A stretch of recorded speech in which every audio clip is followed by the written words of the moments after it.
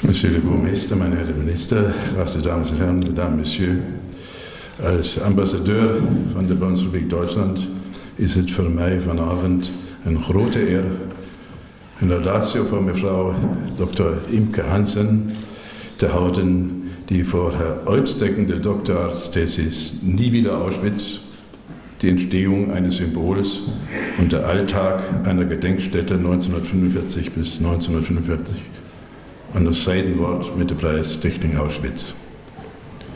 Voilà le titre en français, La naissance d'un symbole et le quotidien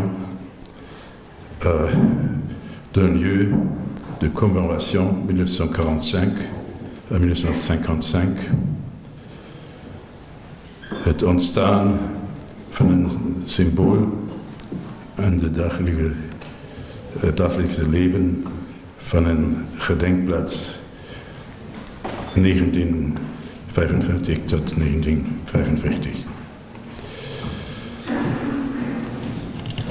De Stichting Auschwitz heeft zich sinds de oprichting in 1989 heel verdienstelijk gemaakt voor de bewaring van de herinnering en het overbrengen van lessen uit de geschiedenis.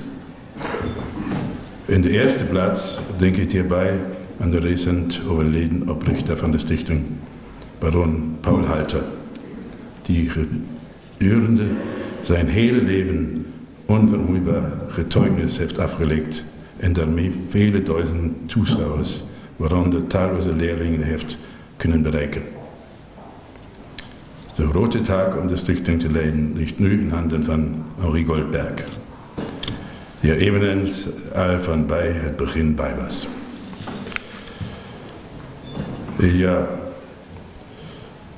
peut-être demi-année, 6 mois, que j'avais l'honneur de remettre le Bundesverdienstkreuz l'Ordre de Mérite de la République fédérale d'Allemagne, au nom du président de la République fédérale d'Allemagne, au baron Halter, c'est-à-dire à sa fille.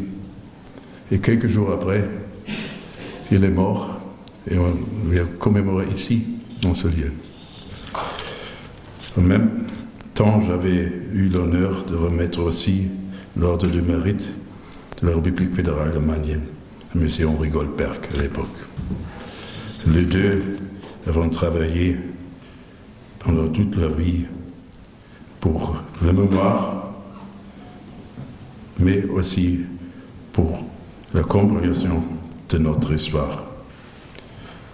Monsieur Henri Goldberg, vous-même, vous êtes, soi-disant, enfant caché. Vous avez survécu l'Holocauste. J'ai compris que aussi le professeur Engler, qui est votre cousin, était un enfant caché qui a survécu la terreur du nazisme dans votre pays. L'étude de l'antisémitisme et des questions de nationalisme, principalement axée sur l'Europe de l'Est, a toujours été au centre de vos recherches, Madame Hansen.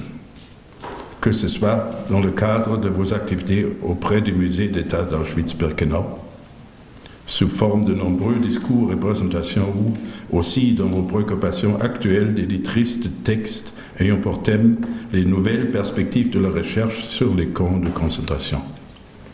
L'étude de la culture de la mémoire et de la politique du souvenir, de même que l'histoire juive en Europe centrale et de l'Est, représente d'autres points forts du travail académique que vous avez pu accomplir grâce également aux nombreuses bourses qui vous étaient allouées, entre autres celles de la renommée Fondation nationale allemande. Ainsi, vous avez déjà publié un nombre impressionnant de travaux scientifiques, participé à de nombreux projets de recherche et de plus, vous enseignez à la faculté d'histoire de l'Université de Hambourg. Dans votre thèse, gratifiée d'un summa cum laude,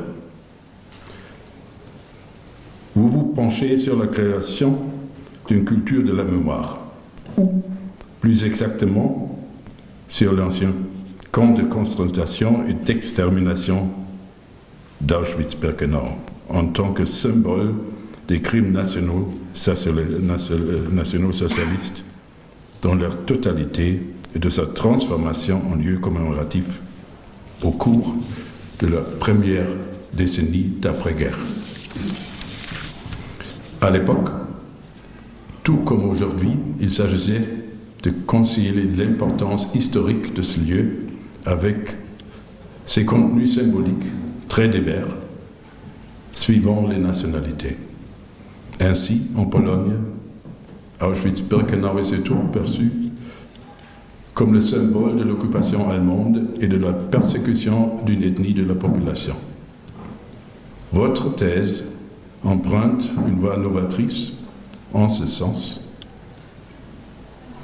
et non incontroversielle, qu'elle se concentre sur des points de vue relevant du quotidien et la petite histoire, permettant ainsi de relativiser les résultats d'études antérieures. De plus, vous avez initié une approche théorique et transnationale cristallisant certaines dynamiques dans les courants de pensée présents au sein de l'étude des lieux commémoratifs. Toutefois, votre thèse est non seulement particulière sur le plan du procédé scientifique utilisé, mais encore et avant tout par l'essence de son contenu. En effet, vous arrivez au résultat étonnant que si le développement de ce lieu commémoratif a certes été marqué par des directives historiques et politiques, il a largement aussi été forgé par les acteurs présents sur le terrain. M. Goldberg, on a discuté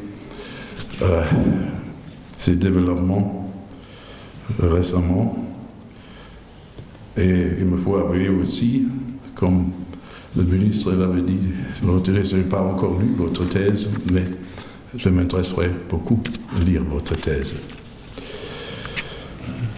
Par votre thèse, Madame Hansen, mais également par vos domaines d'activité multiples et très variés, vous apportez votre concours précieux dans la mémoire au moment les plus sombres de l'histoire allemande.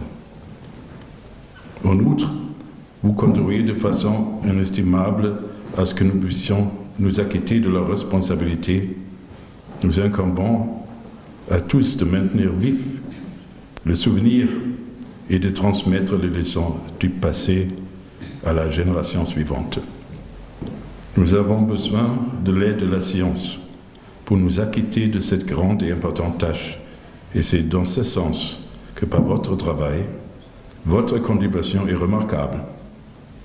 Voilà pourquoi je désire vous remercier très sincèrement et vous exprimer toutes mes félicitations à l'occasion du prix hautement mérité qui vous est décerné aujourd'hui. Je suis convaincu que vous l'entendrez comme une motivation à poursuivre vos travaux de recherche.